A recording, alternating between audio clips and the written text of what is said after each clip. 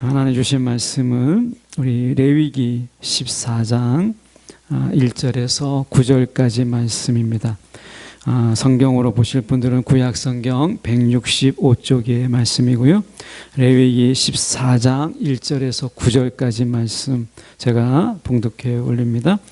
여호와께서 모세에게 말씀하여 이르시되 나병 환자가 정결하게 되는 날의 규례는 이러하니 곧 사람을 제사장에게로 데려갈 것이요 제사장은 진영에서 나가 진찰할지니 그 환자에게 있던 나병 환부가 나았으면 제사장은 그 정결함을 받을 자를 위하여 명령하여 살아있는 정결한 새 2마리와 백향목과 홍색 실과 우슬초를 가져오게 하고 제사장은 또 명령하여 그 새 하나는 흐르는 물 위 질그릇 안에서 잡게 하고 다른 새는 산채로 가져다가 백향목과 홍색 실과 우슬초와 함께 가져다가 흐르는 물 위에서 잡은 새의 피를 찍어 나병에서 정결함을 받을 자에게 7번 뿌려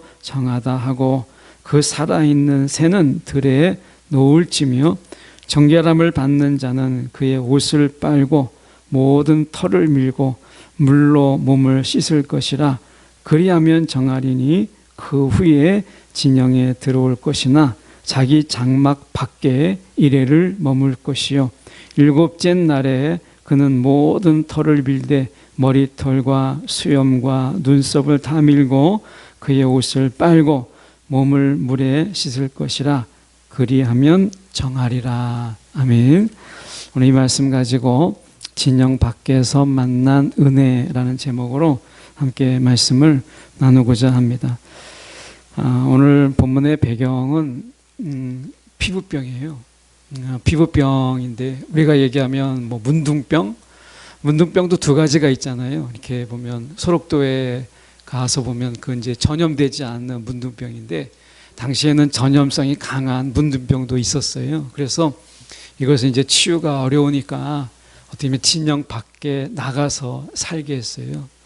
근데 진영 밖에 나가 있는 사람들의 삶이라는 게 진영 안에서, 진영이라고 하는 것은 이제 12지파가 있잖아요. 알다시피 이스라엘 12지파가 있는데 3개 지파가 동서남북으로 각각 3개 지파씩 12개의 지파로 나눠져 있고, 그래서 네모나게 3개 지파 이렇게 해서 12개로 하고 동서남북으로, 그리고 그 가운데 이제 하나님의 성막이 딱 있는 거예요. 그래서 하나님의 임재가 그들 가운데 있다. 그래서 이 전체를 아우르는 것을 진영이라 이렇게 이야기하는데요. 근데 이제 문둥병, 다시 말하면 전염성이 강한 피부병이 걸린 사람은 진영 안에 있을 수가 없잖아요. 그러니까 진 밖에 있어야 되는 거죠. 그래서 그 사람들은 따로 이제 밖에서 생활을 했어요.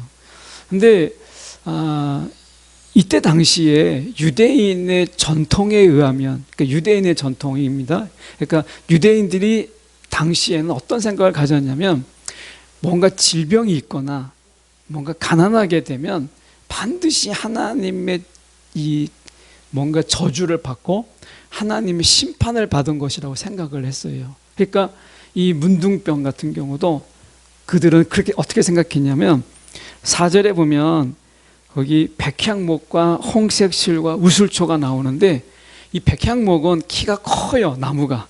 그러니까 이 백향목은 키가 크니까 교만을 상징했어요, 때로는. 그래서 봐라, 그들이 교만해서 이렇게 전염병이 생긴 거다, 이렇게 생각한 거죠. 이렇게 하면 이해가 쉽잖아요. 저 사람들이 왜 저런 일을 겪었을까? 그러니까 교만하니까 그런 거예요. 사람들의 마음은요, 언제 하나님이 나에게 하나님이 그런 벌을 내리시고 하나님이 나를 그렇게 심판하실까 봐 분명한 이유를 알아야 되는 거예요. 욥기가 그런 거잖아요. 욥기도 우리가 보면 욥에게 왜 그런 하나님의 그런 어떤 저주 같은 하나님의 진노가 왜 그에게 있었을까? 계속해서 욥의 친구들은 그 이유를 밝히려고 하고 너는 그걸 고백하라고 이야기하죠. 근데 왜 그러겠어요? 그 이유를 알아야 내가 피할 수 있다는 거예요.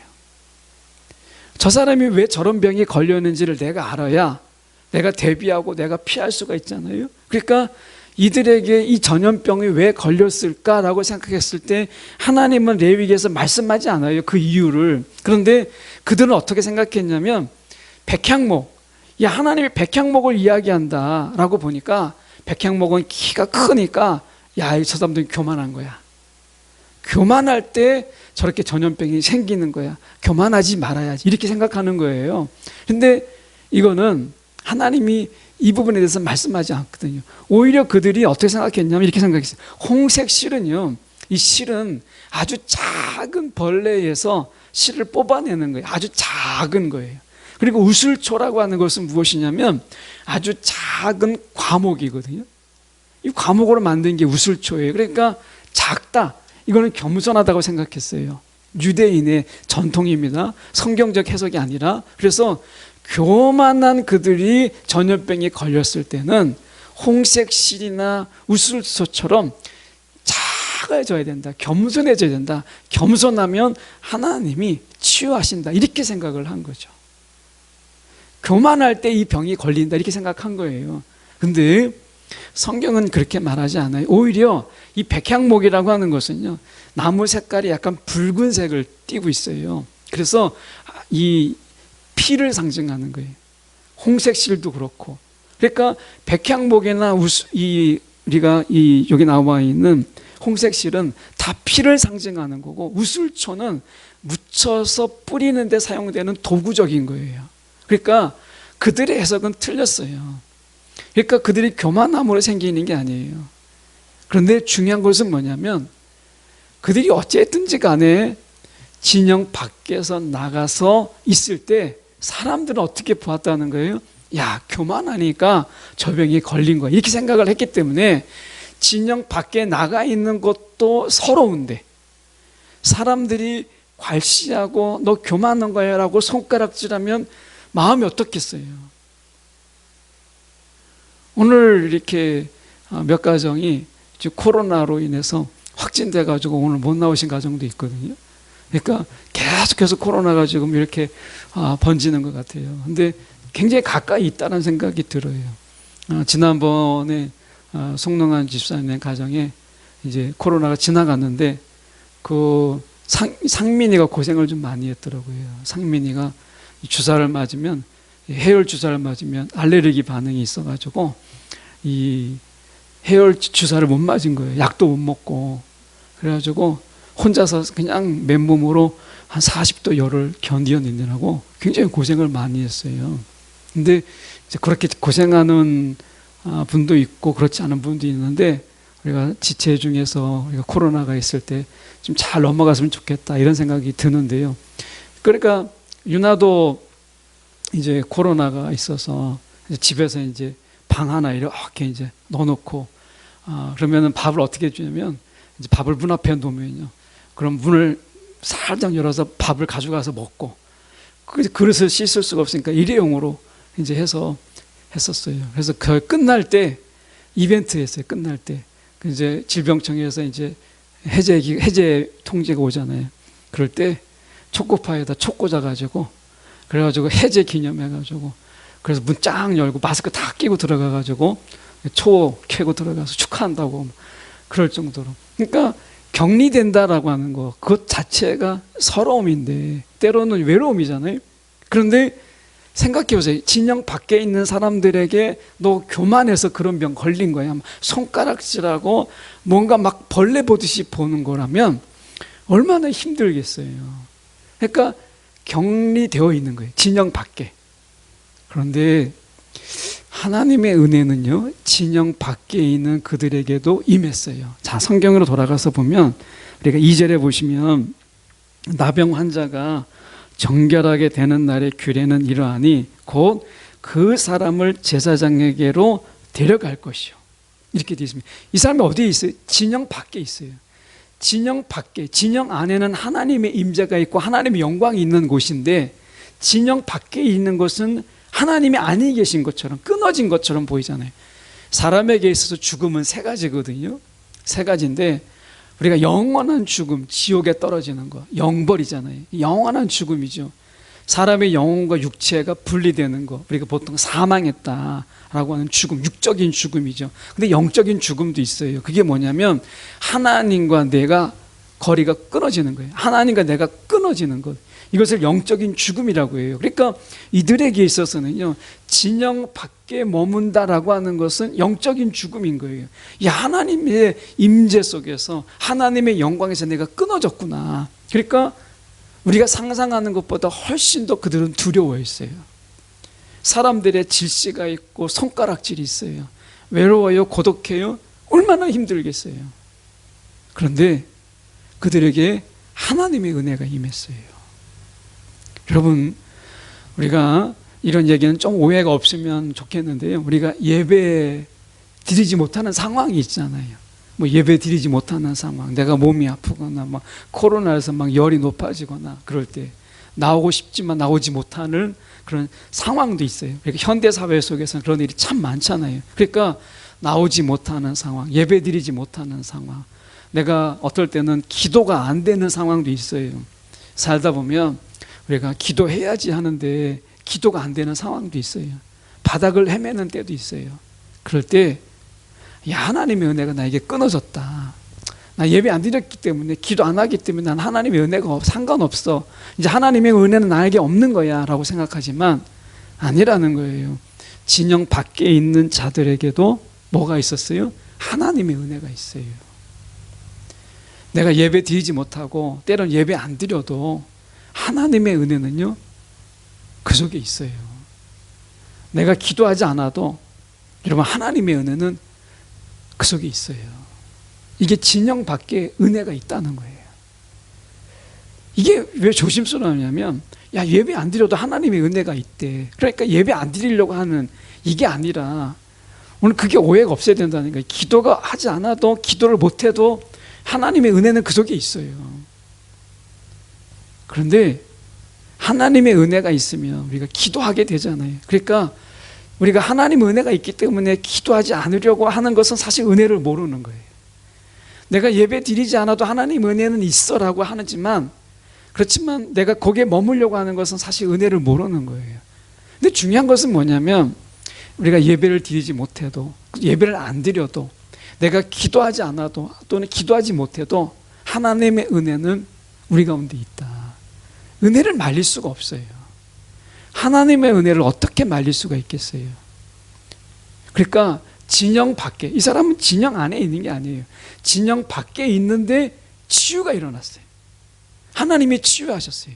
더 놀라운 것은 3절이에요. 말씀해 보면 제사장은 진영에서 나가 관찰할지니, 진찰할지니 이렇게 말하고, 그러니까 이제 밖에 있던 사람이 하나님의 은혜로 이제 전염병이었던 그가, 문둥병이 이제 나았어요. 나아서 이제 하나님이 치유해 주셔서 나았단 말이죠.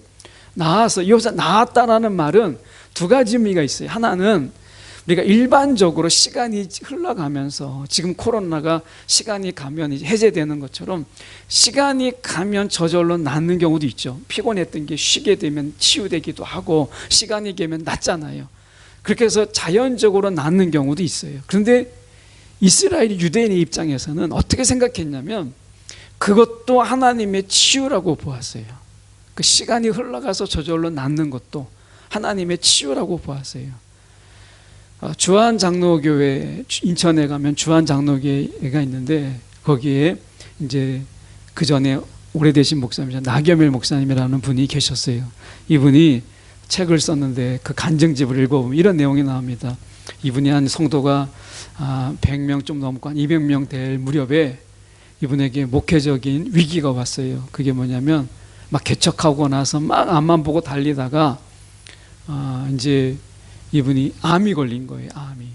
그러니까 암이 걸렸으니까 이미 암도 말기예요. 그래서 이분이 보통 이제 그렇게 되면 이제 뭐 저 같으면은 목회를 그만두고 이제 산 좋고 물 좋은 데 가서 좀 쉬어야 되겠다. 뭐 오래 못 사니까 이렇게 할 텐데, 이 목사님은 내가 기도하다 죽어야 되겠다. 내가 기도하다가. 그래서 이분이 40일을 작정을 해요. 암이 걸린 상황에서. 그런데 39일 때까지는 아무 일이 없었어요. 그러다가 40일째 되는 그때에 40일째 되는 그때에 너무나 배가 아파가지고, 지금은 다 수세식이잖아요. 옛날에는 다 쪼그려잖아요. 그래서 화장실을 갔는데 돌덩이처럼, 변은 안 나오고 갑자기 돌덩어리가 떨어지는 것처럼 뚝 떨어지는 거예요. 그 사기니까 이제. 그래서 변기가 사기잖아요. 그러니까 이게 돌 떨어지는 소리가 나서 이게 뭐냐. 그래서 봤더니 돌덩어리가 있는데, 그 다음에 이제 병원에 가보니까 그게 암덩어리였어요. 암덩어리가 나온 거예요, 그냥. 그래가지고 이분이 정말 기적적으로 치유를 받았어요. 여러분, 우리가 생각할 때 뭔가 이런 기적적인 치유도 하나님이 고치시는 것이지만, 여러분, 약 먹고 낫고 내가 쉼을 통해서 낫는 것도 하나님의 치유예요. 그 유대인은 그게 일반적이든 아주 특별하든 그것이 하나님의 치유를 인정을 했어요. 그걸 고백했어요. 그래서 밖에 나가 있던 문둥병 환자가, 피부병 걸린 자가 나은 거예요. 그래서 이건 하나님의 치유니까 제사장에게 보여주죠. 그 제사장이 진찰을 하는 거예요. 이제 치유가 됐는지를 보는 거죠. 그리고 나서 치유가 되면 이제 정결 의식을 행해요. 그러면서 들어오게 되는 거예요. 진영 안에 들어오게 되는 거예요. 그런데 여기서 중요한 건 뭐냐면, 이방신을 섬기는 제사장들은요, 이런 경우에 어떻게 했냐면 그들은 마법을 행하거나 주술을 행했어요. 주술을. 왜냐하면 병의 치유를 위해서 주술적인 행위를 했어요. 오해가 없어야 되는 것은, 우리가 성령의 은사 속에 우리가 치유가 있잖아요. 예수님께서 치유하셨잖아요. 병이 걸릴 때 치유하셨고, 성령으로 인해서 우리가 가운데 치유의 은사가 있잖아요. 그러니까 우리가 뭉 아플 때 여러분, 성령 안에서 기도하고 치유를 위해서 기도하는 것은 너무나 당연한 거예요. 제가 말씀드리는 것은 이방신을 섬기는 자들이 사람을 속이는 마법을 행했거나 주술적인 행위를 막 요란하게 하는 거예요. 우리나라로 얘기하면 구판을 벌이는 거예요. 구판을. 이런 경우에 막 피부병이 나으라고, 막 귀신이 나가라고 막 구판을 벌이잖아요. 요란하게. 그런데 제사장은 어떻게 했냐면 철저하게 진찰을만 했어요. 하나님이 하시는 거예요. 여러분, 우리가 이 성령의 은사로 치유하는 것도 하나님이 하시는 거잖아요. 우리가 막 소리 지르라고 되는 게 아니잖아요. 그러니까 여기서 보면 이 제사장은 진찰만 했어요. 하나님의 치유를 속에서 확인만 하는 거예요. 그리고 나서 이제 확인이 됐잖아요. 그러면 진 안에 들어오는 게 아니라 정결 의식을 행했어요. 그래서 새 2마리와 백향목, 아까 얘기했던 것처럼 우리가 홍색실, 우술초를 가지고 하는데, 한 마리는 이제 물 흐르는 질그릇에서 그 새를 잡아요. 그리고 그 우술초에 피를 묻혀서 뿌리는 거예요. 그 치료된 자에게 뿌리는 거예요. 정결 의식을 해놨는 것이죠. 그리고 한 마리의 나머지 살아있는 이 새는 날려보내요. 그래서 이 피부병으로 인해서 너는 죽을 것인데 나는 이미 죽은 것이죠. 그리고 새가 날아감으로 인해서 새 생명을 상징하는 거예요. 너는 죽었는데, 진영 밖에서 너는 죽었어요. 근데 하나님이 살리신 거예요. 새 생명으로. 그 새 생명을 가지고 진영 안에 들어오는 거예요. 하나님의 임재 안에 들어오는 거예요. 여러분, 예배가 그거예요. 우리가 하나님의 임재 안에 들어오는 거예요. 나는 죽었고, 나는 부정인 나는 죽었고, 이제 정결함으로 내가 하나님 앞에 새로운 생명으로 내가 하나님의 진 안에, 하나님의 영광과 임재 안에 내가 들어오는 거예요. 임재 안에. 우리가 이 자리에 우리가 예배드리러 왔잖아요. 이 안에 이미 들어와 있다라는 거. 하나님의 임재가 있는 이곳에 들어왔다라는 것은요, 이미 우리 가운데 내 죄된 나는 십자가에서 죽었고, 이제 거듭난 생명, 새 생명으로 내가 이 자리에 있는 거예요. 우리가 여러분, 죄의 모습으로 하나님의 임재 앞에 설 수가 없어요.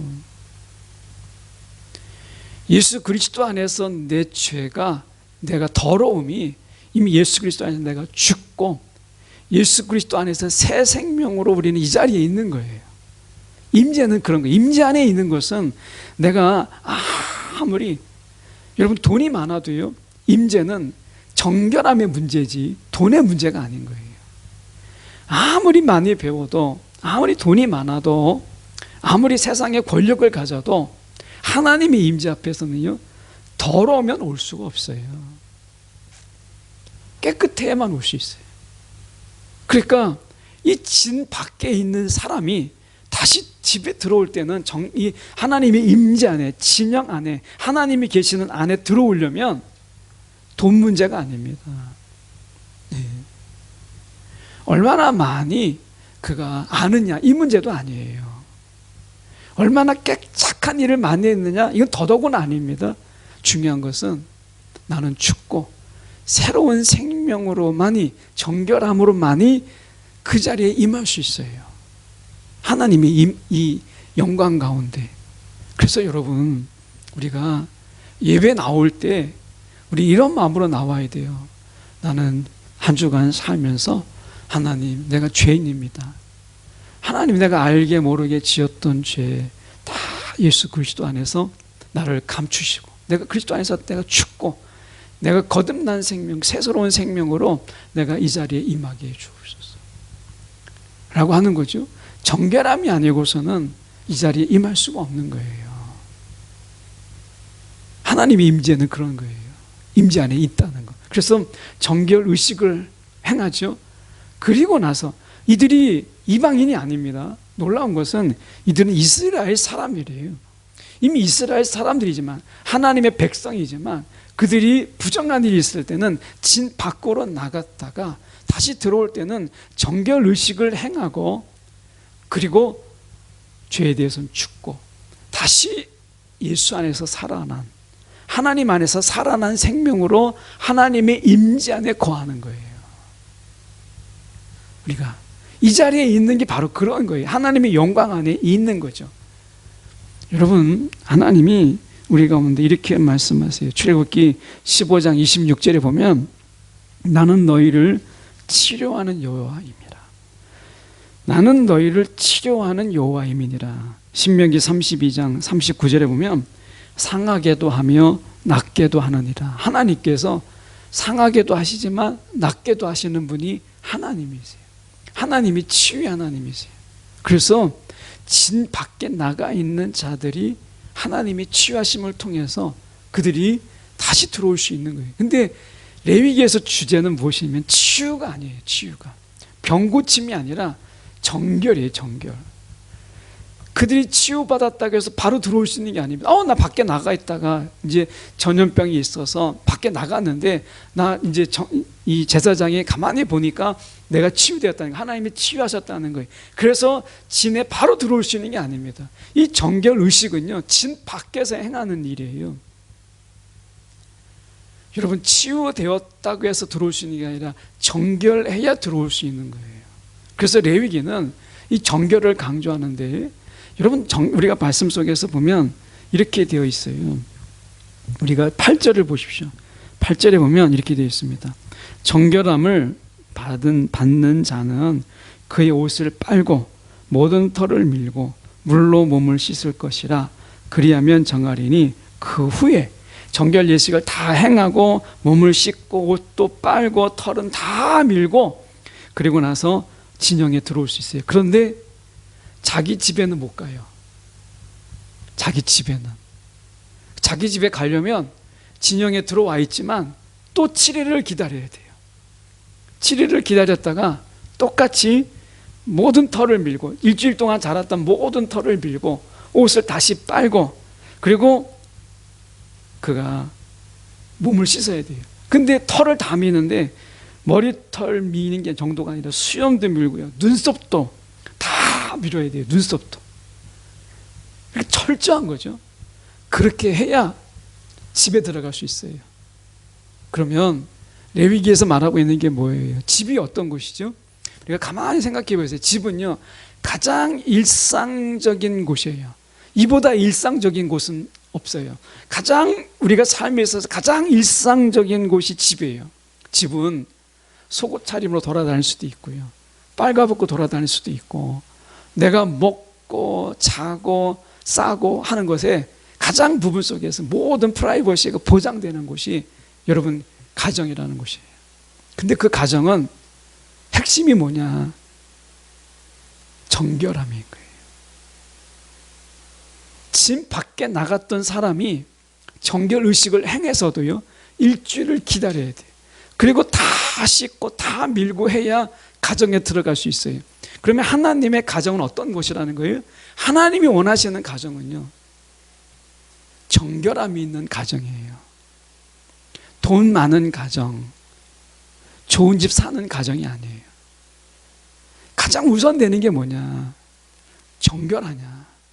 그 집에 거짓이 없고 음란함이 없고 그 속에서 하나님을 속이는 그런 것이 없는 정결함, 하나님이 임하시는 가운데 있는 거잖아요. 그러니까 가정은요, 하나님이 그곳에 임하세요.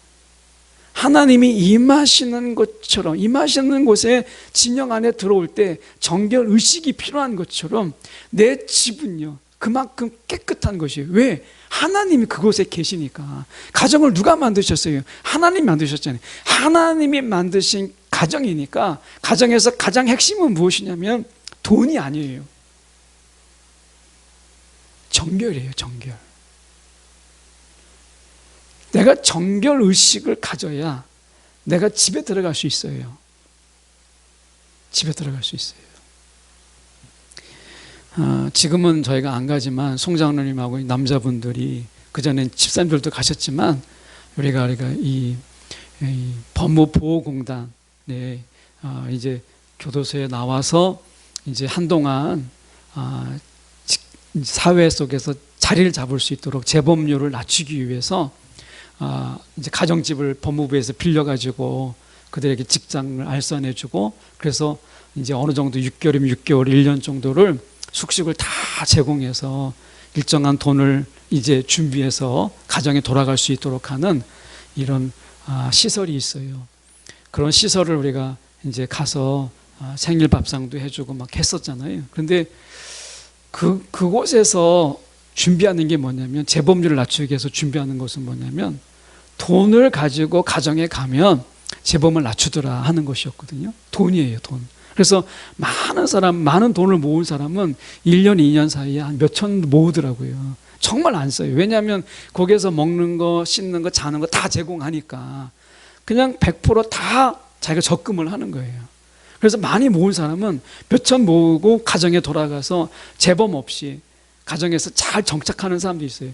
왜 범죄를 일으키는가 봤더니 교도소 나와가지고 바로 그냥 떨레떨레 집에 들어가니까 집에서는 반길 리가 없잖아요.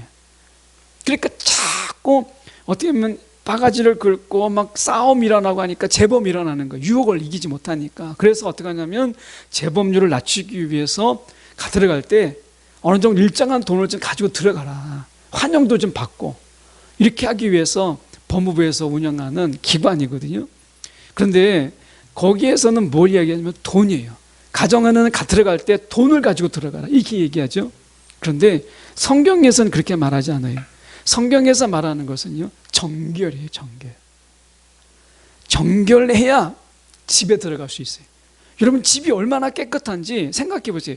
진영 안에 들어왔어요. 하나님의 임재가 있는 하나님의 진영 안에 들어왔는데 그래도 바로 집에 못 들어가요. 집은 그만큼 하나님의 진이라고 하는, 진영이라고 하는 하나님의 임재가 있고 하나님의 영광이 있는 그것이 하나님의 이 진인데, 거기에도 들어왔음에도 불구하고 가정은 일주일을 기다렸어야 돼요. 그만큼 가정은 거룩한 곳이에요. 정결한 곳이에요. 가정이 그런 곳이에요. 그래서 여러분, 이 사람이 하나님의 진 안에 들어왔다 할지라도 이 사람이 일주일 동안 있다가 다 씻고 눈썹 털까지 다 밀고 해야 가정에 들어갈 수 있어요. 가정은 하나님께서 그렇게 깨끗하게 하시는 곳이에요. 하나님이 그렇게 정결하게 하시는 곳이 가정이에요. 그래서 가정은요, 무엇보다도 가장 어떤 거, 돈 아니면 다른 어떤 우리가 필요한 게 정말 많잖아요. 가정 안에서 이것만 있으면 행복하겠다는 것들이 많지만 하나님은 가정의 가장 우선순위가 정결함이라고 이야기하세요. 예. 여러분, 그래서 우리의 가정들이 하나님 안에서 여러분 정결해야 돼요. 하나님 안에서 여러분이가 깨끗해야 돼요. 그게 가정이에요. 하나님이 임하시는 진영 속에 들어왔지라 할지라도 일주일이나 기다려야 되는, 그래야 가정에 들어갈 수 있어요. 그리고 이제 8일째 되는 때에 이제 어떻게 하냐면 제사를 드려요. 이것은 정결 예배를 드리는데요, 4가지 예배를 드립니다. 이것은 본문을 좀 넘어요. 10절 이하부터. 본문이 길어서 제가 말씀으로만 나누려고 해요. 속건제를 드리고, 소제를 드리고, 속죄제를 드리고, 번제를 드려요. 5대 제사가 요 4가지에다가 화목제물을 하나 더 얹잖아요. 화목제가. 근데 5가지가 이 레위기에서 5대 제사인데 4개의 제사를 드리는데요, 이 제사를 드릴 때 어떻게 드리느냐, 놀랍게도요, 대제사장 위임식에 준하는 기준으로 이들이 예배를 드려요. 그러니까 내가 진 밖에 나갔다가 죽었다가 다시 돌아오는 새 생명을 얻는 자가 드리는 예배가 대제사장의 위임식과 동일한 절차를 밟는 예배로 드렸다는 거예요. 여러분, 우리가 주님 안에서 새 생명을 얻은 자의 예배를 통해서 어떤 삶을 살 것인가 4가지를 통해서 볼 수 있는데요, 속건제는 부채예요. 빚진 마음이에요. 속건제, 빚진 마음. 그래서 이렇게 말씀하세요. 우리가 이 속건제의 말씀 속에서 우리가 보려면 이렇게 말씀합니다. 로마서 8장 12절이에요. 로마서 8장 12절에 보면 사도 바울이 이렇게 이야기합니다. 우리가 빚진 자로 돼 육신에게 져서 육신대로 살 것이 아니니라, 이렇게 얘기합니다. 그러니까 우리가 빚진 자로 돼. 이 말씀 앞에 뭐가 나오냐면 로마서 8장 11절에 이런 말씀이 있습니다. 그의 영으로 말미암아 너의 죽을 몸도 살리시리라. 그러니까 십자가의 은혜를 이야기해요. 그러니까 십자가로 인해서 우리가 죽을 빚는데 주님께서 살리신 거예요. 근데 이것에 대해서 사도 바울이 뭐라고 얘기하냐면 우리가 빚진 자로 돼, 이렇게 얘기합니다. 여러분, 저와 여러분은요 다 빚진 자들이에요. 빚진 자들. 그래서 여러분, 우리가 가정을 볼 때 여러분이 빚진 자의 마음으로 사는 거예요. 그래서 다른 사람을 볼 때, 나 같은 사람이 하나님께서 먼저 살리실 게 아니라, 나에게 은혜 베푸실 게 아니라 정말 저 사람에게 먼저 은혜를 줘야 되는데 내가 먼저 은혜 경험하고 내가 나로 하여금 은혜를 전하게 하셨으니까 빚진 마음이죠. 십자가에 우리는 다 빚진 마음이에요. 빚진 마음. 저와 여러분이 이 빚진 마음으로, 사도 바울은 빚진 마음으로요, 그가 복음을 전하는 일에 그가 목숨을 아끼지 않았어요. 이런 빚진 마음으로 사는 거예요. 내가 주님께 빚진 마음으로. 그래서 여러분, 속건제는 빚진 마음, 이걸 이야기해요. 그리고 소제는 감사예요. 감사. 속죄제는 거룩을 이야기하죠. 죄와 우리 싸움 속에서 우리 거룩함. 그리고 우리가 드리는 번제, 이건 헌신이에요. 그래서 새 생명을 얻은 자, 이제 진 밖에서 마땅히 죽어야 될 우리가 하나님의 은혜로 진 안에 들어온 자들은 새 생명을 얻은 자잖아요. 이 새 생명을 얻은 자의 삶은요 4가지 마음으로 사는 거예요. 빚진 마음으로 살고, 감사함으로 살고, 거룩함으로 사는 거예요. 그리고 헌신의 마음으로 사는 거예요. 이게 새 생명을 얻은 자의 삶의 자세예요. 여러분, 내가 빚진 게 뭐가 있어? 이렇게 하게 되면 우리 안에 여러분 사실은 교만이 있어요. 여러분, 빚진 자의 마음속에 이게 겸손인 거예요. 빚진 마음. 내가 저 사람에게 빚진 마음으로, 내가 정말 저 사람에게 빚진 마음으로 이렇게 사는 거죠. 여러분, 우리가 가정 안에서 보면 서로 빚진 마음으로 살아가는 거예요. 사랑의 빚진 마음으로. 우리가 보통 부부관계가 좋을 때는 남편이 나를 구해줬다, 아내가 나를 구해줬다는데, 우리가 부부관계가 나쁘면 어떻게 해야 돼? 내가 너를 구해줬다, 막 이렇게 이야기를 하잖아요. 여러분, 빚진 마음은 가정 안에서 필요한 거예요. 내 빚진 마음. 우리가 새 생명 얻은 자로서 여러분 감사함으로 우리가 거룩하고 헌신하는 것. 이 마음이 새 생명을 얻은 자의 마음이에요. 이게 예배의 마음이에요. 그래서 돌아보면 이렇게 돼 있어요. 그들이 가정에 들어가잖아요. 정결한 거잖아요. 그리고 이 가정이라고 하는 것이 어떤 곳이냐면 가장 일상적인 곳이에요. 가장 아까도 말씀드렸처럼 이 가정이라는 것은 가장 일상적인 곳이에요. 먹고 자고 이렇게 하는 것이 다 일상적이에요. 이보다 더 일상적인 곳이 어디 있어요? 가정이죠. 근데 8일째 되는 날에 예배를 드려요. 다시 말하면 예배가 우리 속에서 일상이 되는 거예요. 일상. 이게 새 생명 얻은 자의 삶인 거예요. 예배가. 그래서 예배를 막 벼르고 벼를 넣어야 예배를 드릴 수 있는 예배가 아니라 예배가 우리 속에서 떼어낼 수 없는, 밥 먹듯이 예배하고 밥 먹듯이 기도하고 내가 물 마시듯이 찬양하는, 이게 하나님이 정결한 자, 새 생명을 얻은 자의 삶이라는 거예요. 일상으로의 부르심. 여러분, 예배가 우리가 밥 먹듯이 늘 예배하자, 이 너무 당연한 거예요. 막 예배 드리고, 내가 아침에도 예배 드렸는데 저녁에도 예배 드리고, 내가 개인의 예배도 드리고, 말씀을 보면서 내가 기도하고, 이런 것들이 내가 밥을 먹고 물을 마시고 내가 잠을 자는 것이 전혀 이상하지 않는 것처럼, 삼끼 우리가 하루 세 끼 밥을 먹는데 이것이 밥을 먹어야 되겠다 작정하고 막 결단하고 밥을 먹습니까? 아니잖아요. 때가 되면 그냥 밥 먹고 너무 자연스럽게 우리는 피곤하면 자고 하잖아요. 이게 일상이라는 거예요. 일상. 가장 일상이 일어나는 곳이 가정인데, 그 가정을 하나님께서 정결하게 하셨다면 하나님은 일상을 정결하게 하신 거잖아요. 그렇다면 하나님의 영적인 삶도 마찬가지예요. 이 새 생명을 얻은 자에게 있어서 영적인 삶의 일상은 예배예요. 예배가 우리가 작정하고 막 마음 별로고 해야 한번 드릴까 말까 한 예배가 아니라, 이 사람에게 있어서 새 생명을 얻은 사람에게는 예배가요 그냥 일인 거예요. 그냥 하루 일상인 거예요. 아침에 예배 드렸다고 해서 저녁에 안 드리는 게 아니라 저녁에도 예배 드리고 아침에도 예배 드리고, 생각나면 기도하고 내가 또 생각나면 찬양하는 거죠. 이게 새 생명을 얻은 자의 삶이라는 거예요. 하나님은 우리를 어디로 부르셨느냐? 진영 밖에 있다가 진영 안으로 다시 부르셨어요. 하나님의 안에 함께 있을 때는 이게 은혜인 줄도 모르고 감사한 줄도 몰랐는데, 진영 밖에 나가서 예배에 참여할 수 없어요. 찬양에 참여할 수가 없어요. 근데 하나님이 그를 정결케 해서 하나님의 진 안에 들어오게 해서 그들이 예배할 수 있도록 하나님께서 하셨어요. 예배가 회복된 것이죠. 여러분, 우리 속에서 하나님의 임재 안에서 예배가 일상이 되고 기도가 일상이 되고 우리가 찬양이 일상이 되는, 그냥 찬양해야지가 아니라 그냥 찬양이 있는, 찬양과 함께 사는, 내가 기도해야지가 아니라 내가 기도하려고 막 별르고 계획하는 것은요 아직 일상이 된 건 아니거든요.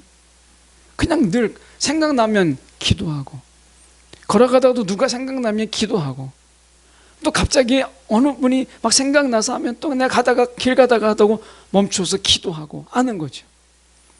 그 전에, 지금은 이제 안 하시지만 송능한 집사님이 그 113이 그 버스를 운전하실 때는 이렇게 지나가잖아요. 이렇게 순복음 앞에도 지나가고 하면, 그럼 버스 보면 그 집사님이 생각이 나잖아요. 운전하시고 또 많이 봤어요. 길 가다가도 집사님 보면 어쩔 때는 그냥 한번 태워주셔가지고 그렇게 해서 이제 타는 것도 있고 그랬거든요. 그러면 113이가 지나가면 집사님이 인가 보기도 하지만 이제 멀리서 번호가 지나가면 집사님이 이제 운전하시고 하니까 그러면 기도하는 거예요. 그 집사님이 생각하면서. 여러분, 우리가 기도라는 게 특별히 막 기도 그래 들어가서 기도하는 것만이 아니라, 기도가 일상이면 생각나는 중에 기도하고 하는 거잖아요. 하나님이 그렇게 하기 위해서 진영 밖에 있었던 우리들을 하나님이 우리를 진영 안으로 부르신 거예요. 여러분, 하나님이 진영 밖에서 은혜를 주셨다면 진영 안에서는 얼마나 큰 은혜를 주시겠어요. 내가 기도하지 않을 때에도 하나님이 은혜를 주신다면 내가 기도할 때는 하나님이 얼마나 은혜를 주시겠어요. 내가 예배 드리지 않을 때에도 하나님이 은혜를 주신다면 내가 예배를 드릴 때는 하나님이 얼마나 큰 은혜를 주시겠어요. 여러분, 하나님은 자꾸 더 주고 싶으신 거예요. 하나님은 자꾸 더 베풀고 싶으신 거예요. 더 나눠주고 싶은 거예요. 여러분, 그게 우리 하나님이시잖아요. 오늘 내가 꼭 기도하지 않아도 은혜는 있어요. 그런데 하나님은 우리가 기도하는 가운데 더 많은 은혜를 누리기를 원하시는 거예요. 하나님의 은혜 안에서 여러분, 우리가 예배가, 기도가 찬양 일상이 되는 그런 삶을 사는 저와 여러분 되기 원합니다. 기도하겠습니다.